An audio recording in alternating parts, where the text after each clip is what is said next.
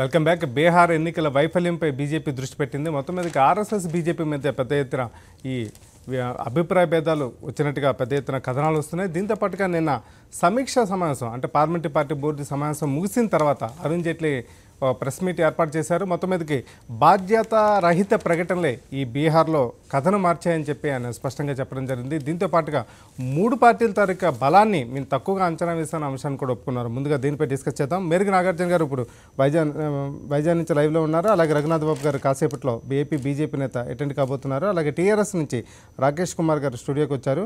కాంగ్రెస్ నుంచి అద్దంకి దయాకర్ గారు కూడా కాసేపట్లో జాయిన్ కాబోతున్నారు. ముందుగా మేరుగు నాగార్జున గారి దగ్గరికి వెళ్తాం.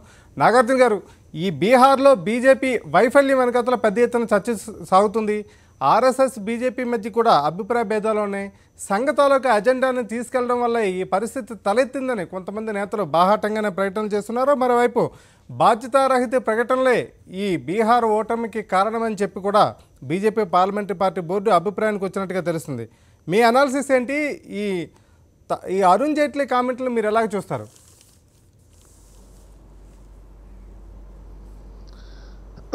సార్, ఒక విషయం సార్, బీహార్ ఎన్నికలు జరిగిన తీరు చూస్తూ ఉంటే అధికారానికి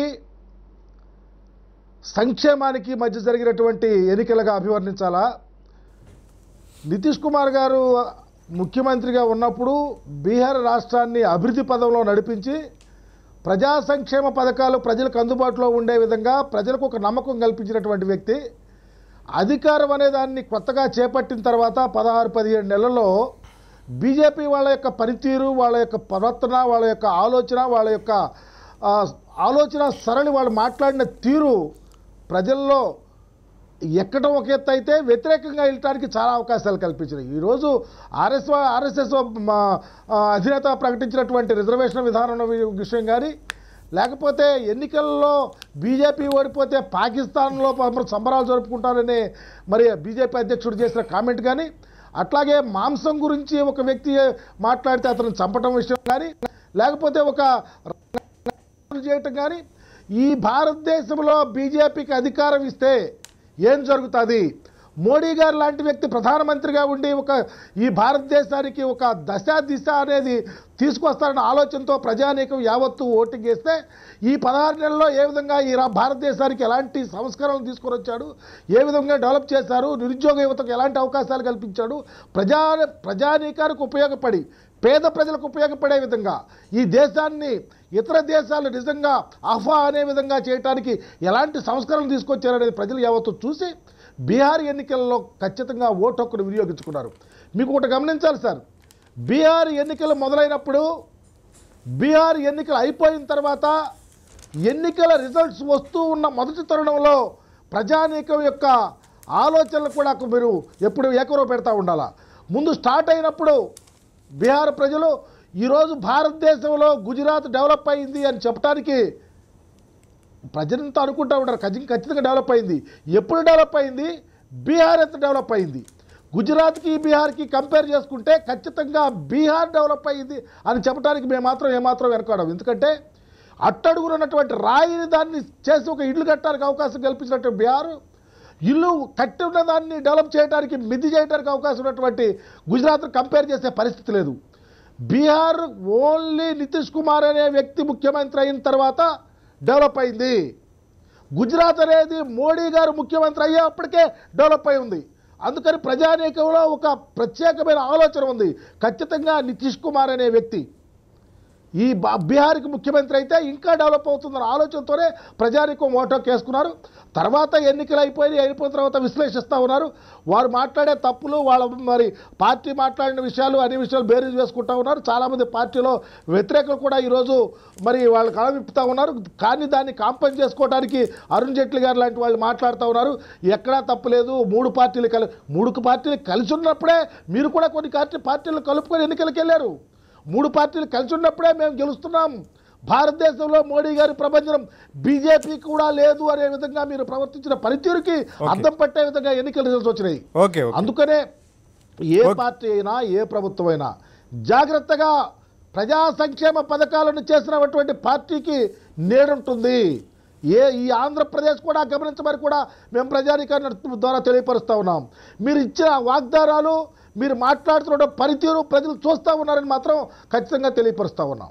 నాగార్జున గారు, ఈ బీహార్ ఎన్నికల ఫలితాలు వచ్చిన తర్వాత ఈ అధికార పక్షమైన టీడీపీ నుంచి ఒక్క కామెంట్ కూడా రావట్లేదు, అసలు ఒపీనియన్ కూడా రావట్లేదు, ఎనాలిసిస్ కూడా రావట్లేదు. దీన్ని ఎలా చూస్తారు? ఎందుకు వస్తుంది సార్? వాళ్ళకి నిగూఢంగా ఇమిడి ఉంది. ఇక్కడ ఆంధ్రప్రదేశ్లో ఉన్నటువంటి పరిపాలిస్తున్న పార్టీకి, భారతదేశంలో పరిపాలిస్తున్న పార్టీకి చాలా అవాంతరాలు మధ్య చాలా గ్యాప్ ఉంది. బయటపడతాయి, నిదానంగా బయటపడతాయి. చంద్రబాబు నాయుడు గారేం తెలివి తక్కువ వ్యక్తి కాదు.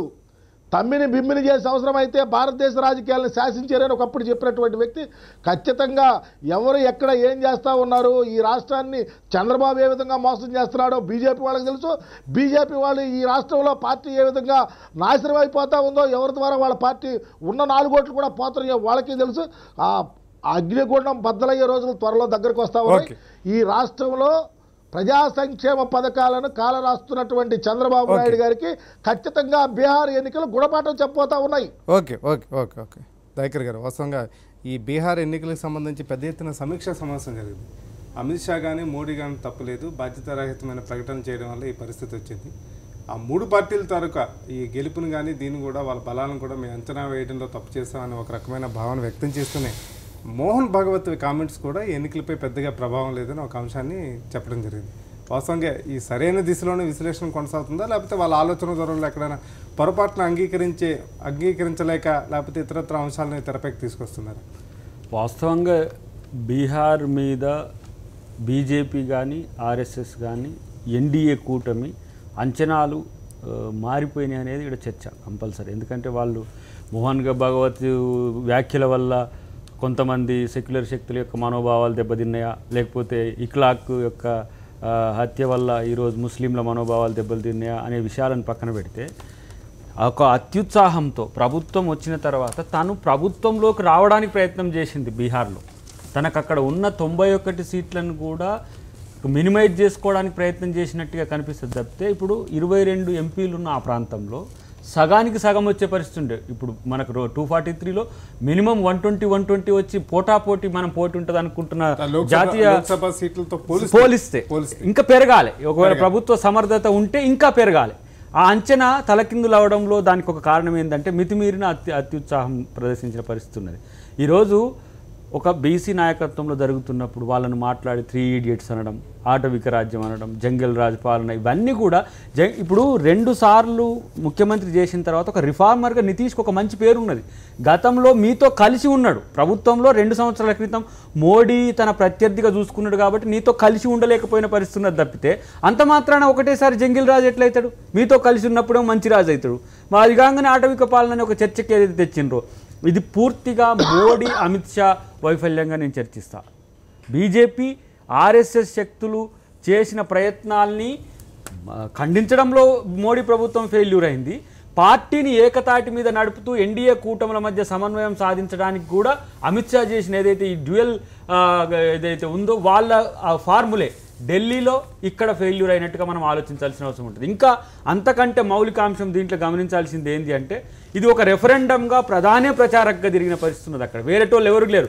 ముఖ్యమంత్రి అభ్యర్థి ఎవరు కూడా మీకు అక్కడ రంగంలో లేకుండా ముఖ్యమంత్రి అభ్యర్థి తానే అన్నట్టుగా ప్రధానమంత్రి తిరగడం వల్ల వచ్చిన అపవాదుగా బీజేపీ ఆపాదించుకోవాల్సిందే తప్పితే మరొకటి కాదు. ఎందుకు అనంటే, ఏ రాష్ట్రానికి సంబంధించి ఆ రాష్ట్ర ముఖ్యమంత్రులు ఉంటారు. సుశీల్ కుమార్ మోదీనా లేకపోతే ఎక్సా వైయా అనేది వాళ్ళకు క్లారిటీ లేకపోవడం, ఇది కేంద్ర ప్రభుత్వం చేస్తున్న ఒక అభివృద్ధి విధానాలకు ఇదని చెప్పిపోతే మరింత బాగుండేది. కానీ ఆయన 21వ శతాబ్దంలో రిజర్వేషన్లా అని ఒక ఆయన అంటే, గొడ్డు మాంసం తిన్న వాళ్ళకి ఓట్లేయాలని ఇంకొక ఆయన. ఇది చర్చ కాదు. మతం పేరు మీద ఎన్నికకు పోవడం అనేది, ఇండియాకు ఓటేస్తున్నాం, ఇండియన్ డెమోక్రసీలో ఇండియాకు ఓటేస్తున్నాం తప్పితే మతానికి ఓటేయడం అనే చర్చ ఏదైతే ఉందో, బీహార్ ప్రజలు ప్రజాస్వామ్యాన్ని పరిరక్షించుకోవడానికి ఇచ్చిన ఒక తీర్పుగా, ఇది రాజకీయాల్లో ఒక నూతన శకానికి ఒక మార్పుగా కూడా చర్చలు జరుగుతున్నాయి.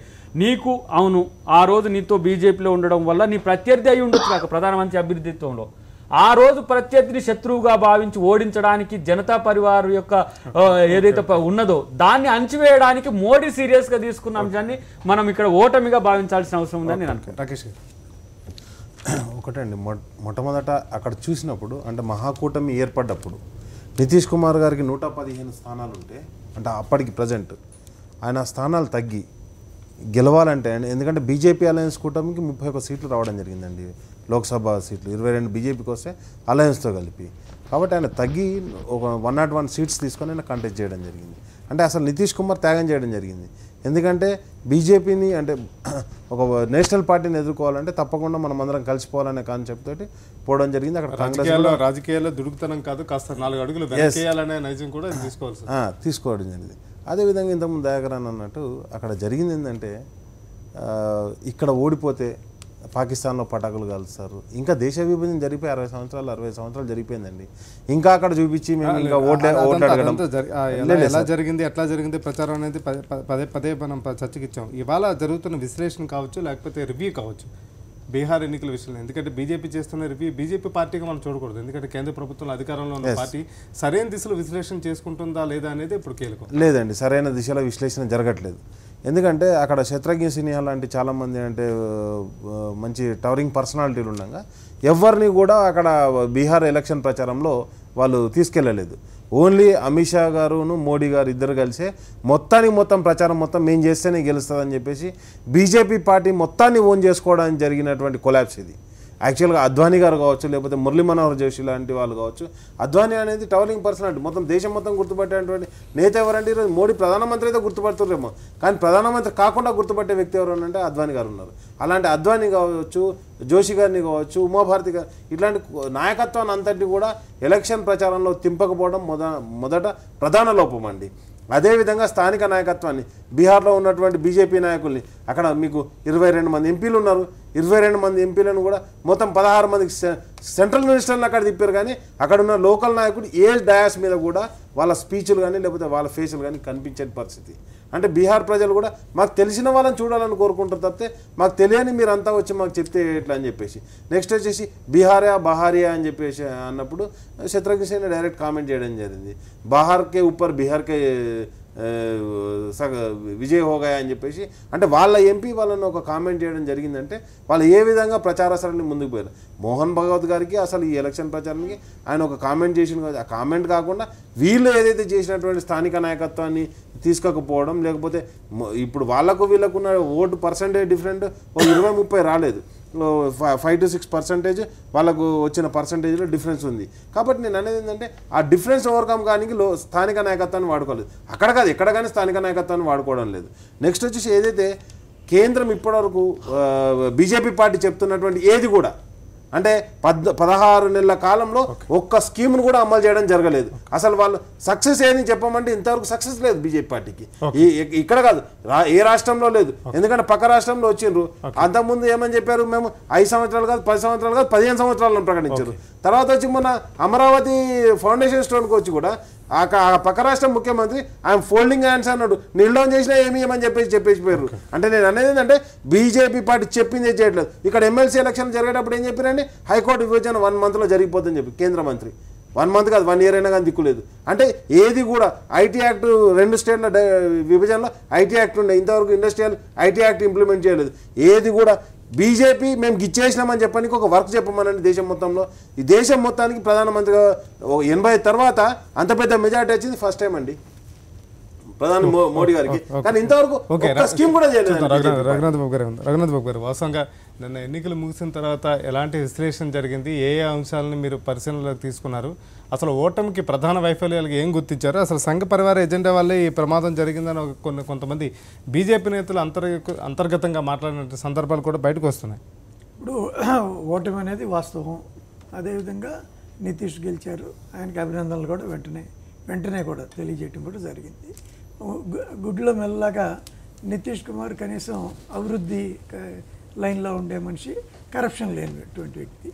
కాబట్టి లాలు ముఖ్యమంత్రి అయ్యే పరిస్థితి కన్నా ఇది డెఫినెట్గా బెటర్ ఆయన ముఖ్యమంత్రి. కాకపోతే లాలు ఎంతకాలం ఆయన్ని కొనసాగిస్తాడో అది కాలం నిర్ణయిస్తుంది, మాకు అనవసరమైన విషయం. బీహార్లో ఏమైనా జరగచ్చు. కానీ గత హిస్టరీలో మొత్తం బీహార్ని కాంగ్రెస్ పరిపాలించింది, లాలు పరిపాలించాడు, నితీష్ పరిపాలించాడు. సరే మేము కొద్దిగా అయినా సీఎం వాళ్లే కదా.